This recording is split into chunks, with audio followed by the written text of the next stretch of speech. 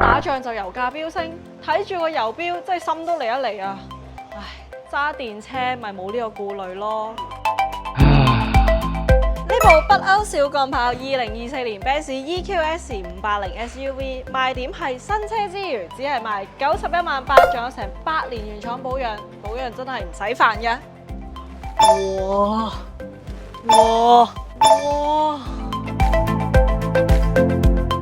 內籠仲有 Burmester 音響，仲有超大玻璃天幕頂，仲有 Hyperscreen 3螢幕，冷暖座椅，勁有科技感啊！加上原廠360鏡頭同埋防追撞、4輪轉向、慢點偵測等等嘅功能，新手老手都一樣咁啱用。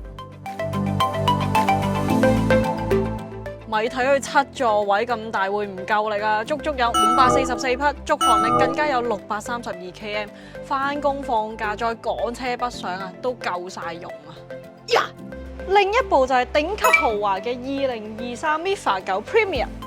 368000入手呢部 MIFA 9 Premium， 行貨一致，係追求實用同空間之選。呢部續航力有435 kW， 都好夠用㗎。佢功能上都唔少㗎，中排按摩大班椅、氣氛燈、天幕頂、CarPlay， 就算係長途車都唔會覺得辛苦啊！豪華感係直逼歐洲貴車㗎。安全系統方面更加有360鏡頭、車道維持輔助同埋偏離警告、慢點監測同埋疲勞提示嘅，仲有3電門上落車，甚至係裝嘢落尾箱都超方便㗎。Okay. 想玩豪華頂級感，揀 Benz EQS 580就一定啱啦。但係如果想追求性價比高，咁就一定係 MIFA 9。